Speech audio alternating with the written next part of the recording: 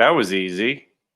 I hadn't added myself to the live stream, so there was a little bit of a delay there where you saw a black screen and you said, "Why is Tom live?" And yet he's not live. He's not live at all. He's dead. Um, okay, let's talk, guys. A little bit of live talking. Did you get my reference in the title of this video? Live talking, like the Bee Gees. Speaking of which, I was just watching a Bee Gees music special on Amazon the other day. Amazon has these great music specials where they review or they explore live albums. So they take the album as a whole. You have albums like Dark Side of the Moon, Pink Floyd. They take apart the album and they sit you on the mixing board and they show you the different tracks that are happening. It's very cool. So check it out if you're on Amazon, if you get Amazon Prime Video, which, I mean, I'm not selling you on that. A lot of people don't like the streaming services. I don't like them either. I don't like Netflix, but I have it, you know. Anyway, the Dark Side of the Moon, really fun. Interview with band members. Oh, they're all separate, of course, because they all hate each other now. But they talk about the creation of the album, the writing of the tunes, and it's great. The other one I love, Steely Dan, Aja, AJA. You know the album Aja, Steely Dan, great. They all have the same kind of. They sit there with the engineer and they bring in tracks and they show you all these different things. So I've been watching all these different music documentaries and they're very cool. It was the other one I saw. They have a Led Zeppelin, which is not really the same. Led Zeppelin 4, I think, is the documentary. But check those out; they're very cool. Especially the Steely Dan one was the one that got me hooked, and the Dark Side of the Moon one is excellent. Okay, so what do we want to talk about? A couple of things. I'm going to share my screen with you here because there was I wanted to mention this when I was on TV the other day on the 5, because it's very interesting. Interesting because the Times published it. So let's share that screen. Quarantine may negatively affect kids' immune systems. May? Yeah, we've been saying that from the very beginning. People on Team Reality. You remember the guys that I love to talk about so much, those Bakersfield doctors from California. They said a long time ago when they were making their YouTube video that got banned by all this, banned by everybody on social media for being misinformation. It was just doctors giving their opinion on some of the bad effects the shutdowns would cause. And they said the shutdowns and certainly school closures or anything of that nature, and certainly masks, it's going to stunt people's immune systems. They need to be exposed, kids especially, need to be exposed to germs. That's how you build your immune system. Now, I believe this goes for adults as well. This is only dealing with kids. Quarantine may negatively affect kids' immune systems. My headline would be, quarantine definitely affects all immune systems. You should be out in the world, exposing yourself to pathogens, any kind of, what we used to call bugs. I got a nasty bug. You want to be exposed because if you have a sanitized environment, and they show all of the research in this article about memory T cells being built up through childhood. And that's why children who live in more rural environments, and they're exposed to more flora and fauna, as they say, have stronger immune systems than people in cities who tend to live in apartments that are very, filled with sanitized environments and things like that. And the kids have fewer contacts with things like, rat feces or deer poop or whatever. There's lots more stuff out there in the outside of the cities that you're going to run into, that you're going to get on your hands when you're playing out in the dirt and things like that. So they have look it up on the New York Times. I got to applaud them for even publishing this. But here's what's so funny is that it says, look at the headline. A well-researched article by people who are experts in immunology, and they basically say keeping right here on the subheadline, keeping children masked and separated is necessary It could also undermine the body's ability to learn how to fight pathogens. Well, then why is it necessary? It isn't necessary.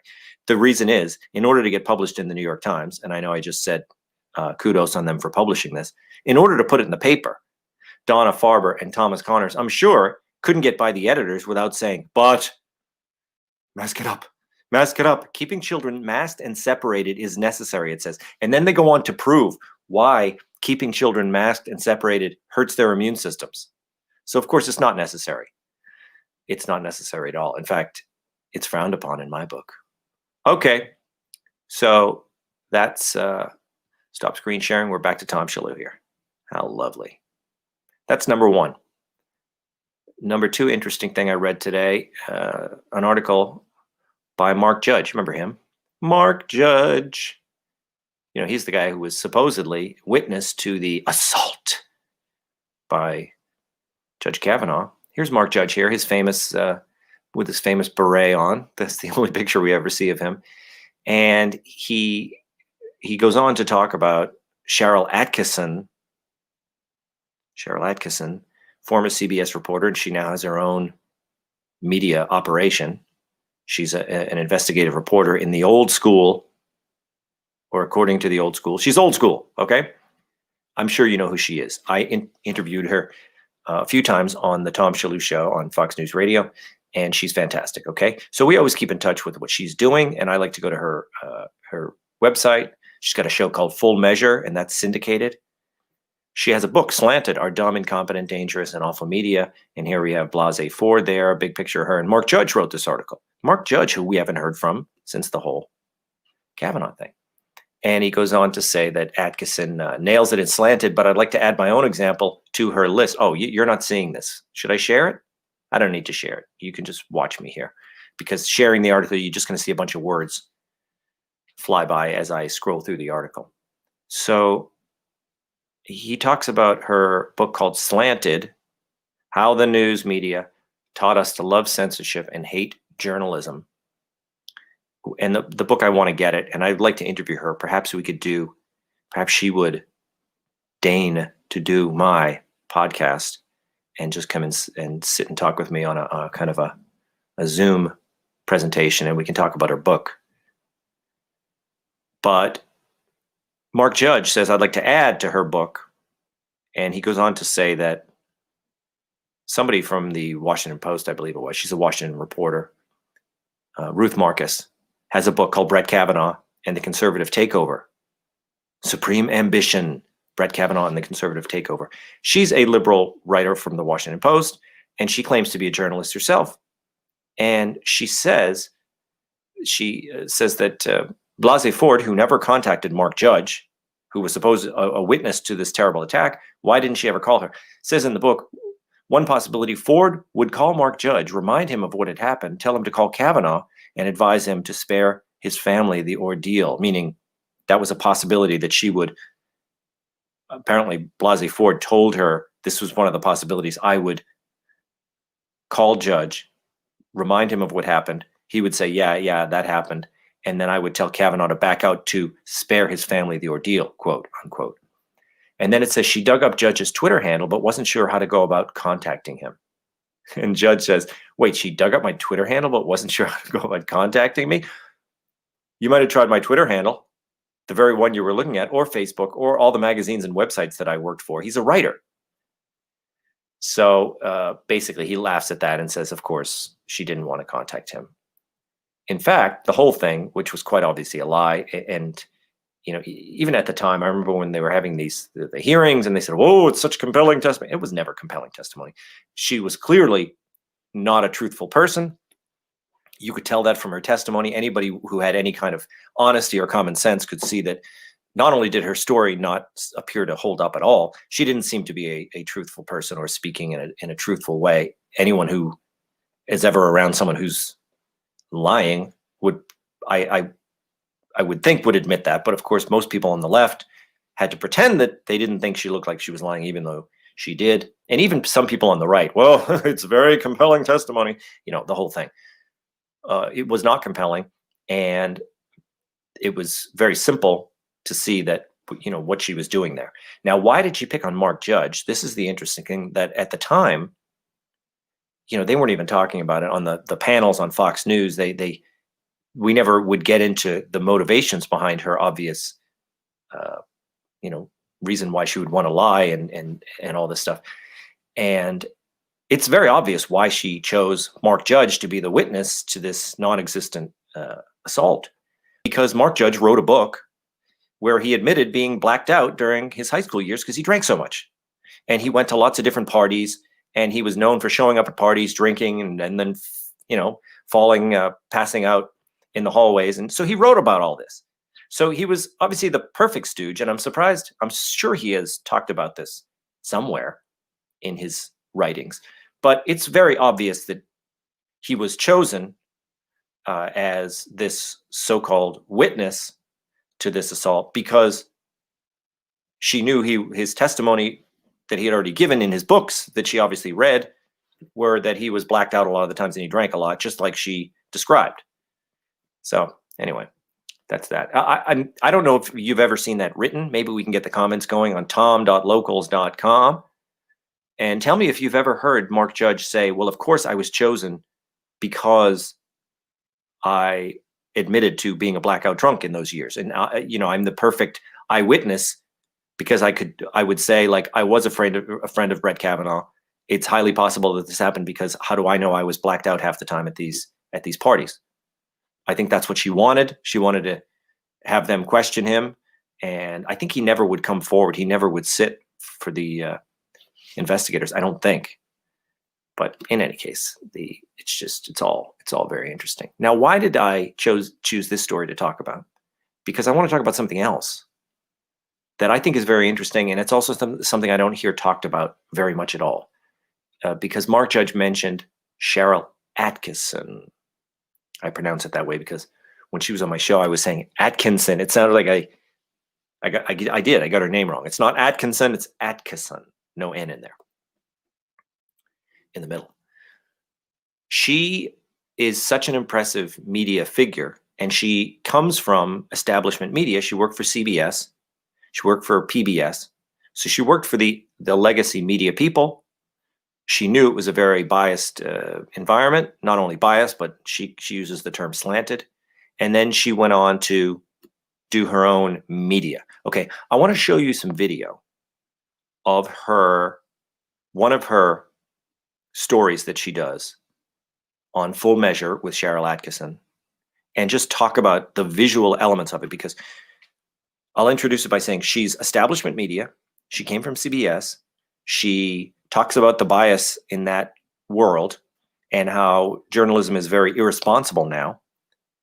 And she produces her own independent journalism now, which you probably have seen lots of independent journalism because everybody and his brother has access to an iPhone and a YouTube page, right? But she does it in a very, she has obviously former news producers that she worked with in legacy media to work with her, and her work looks like legacy media.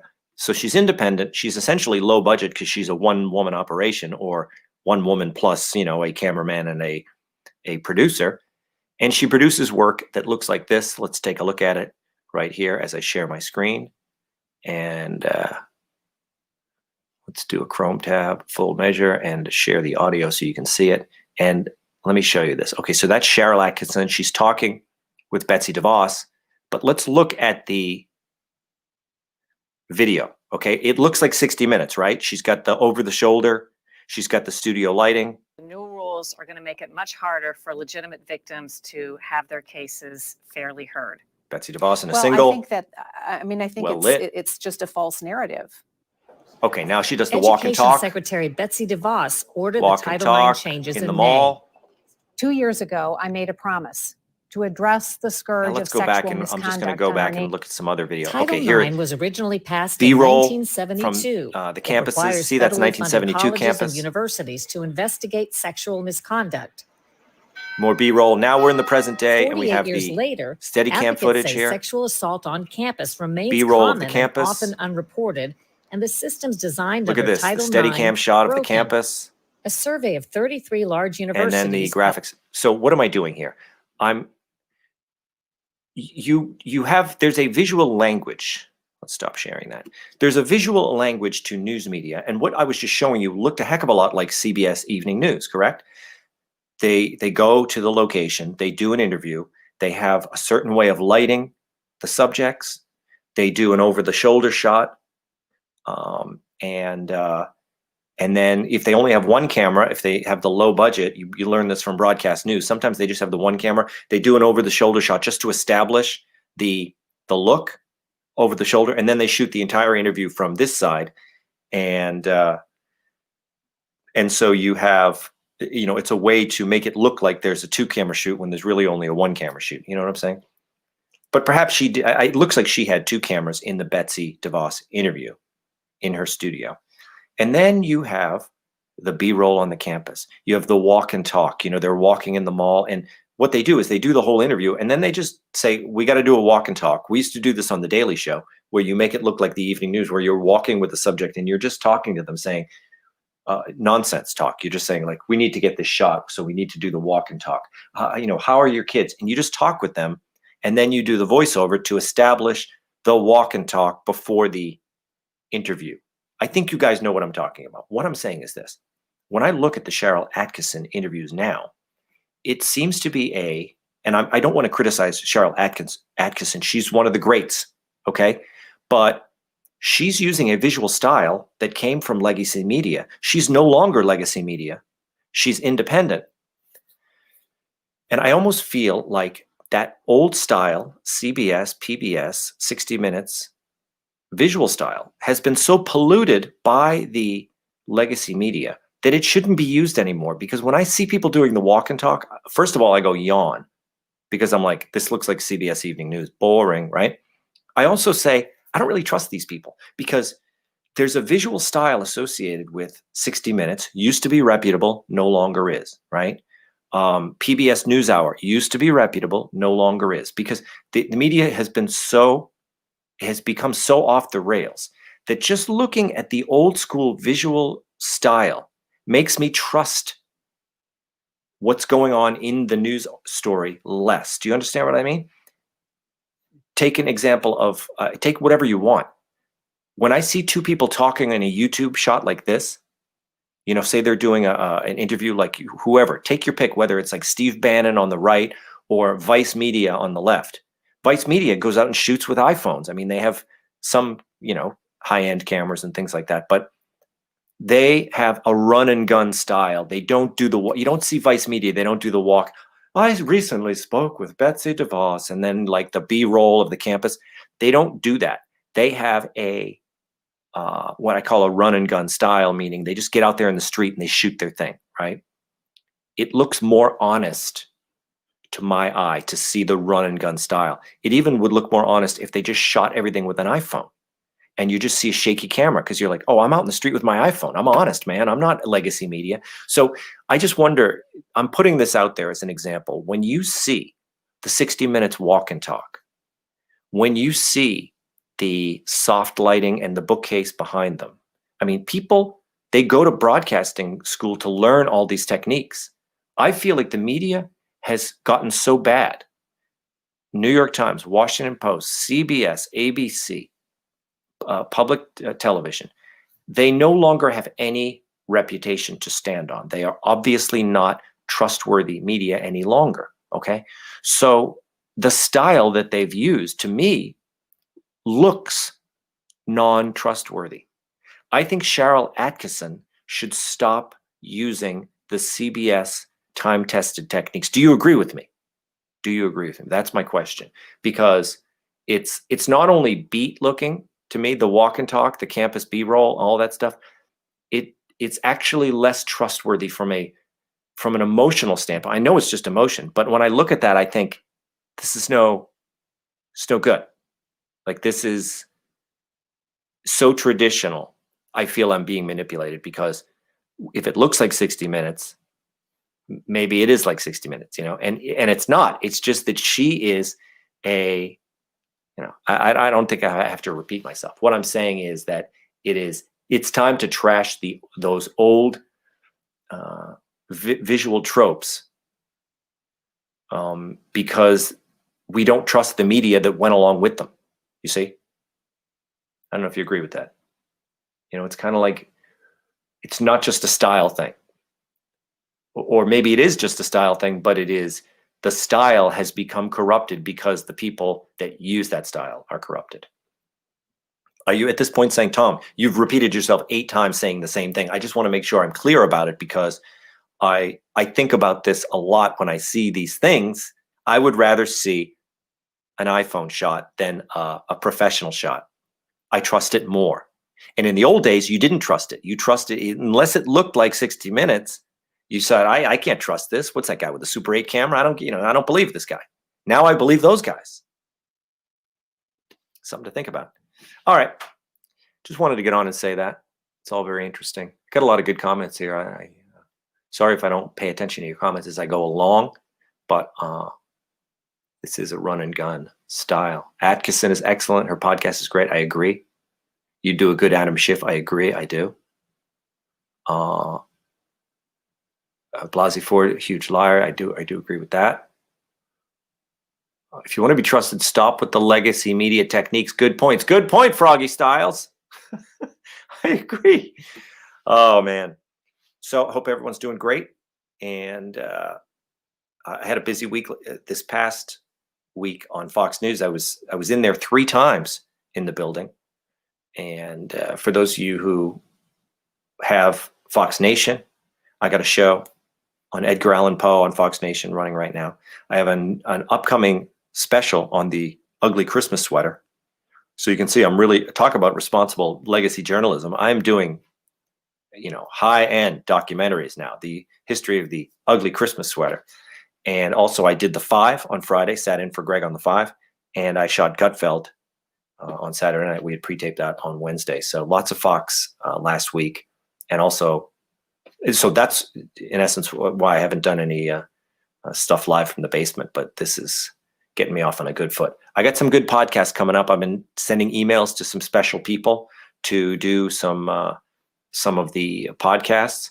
And for now, you guys have got to check out where are we here? Boom, show it. tom.locals.com.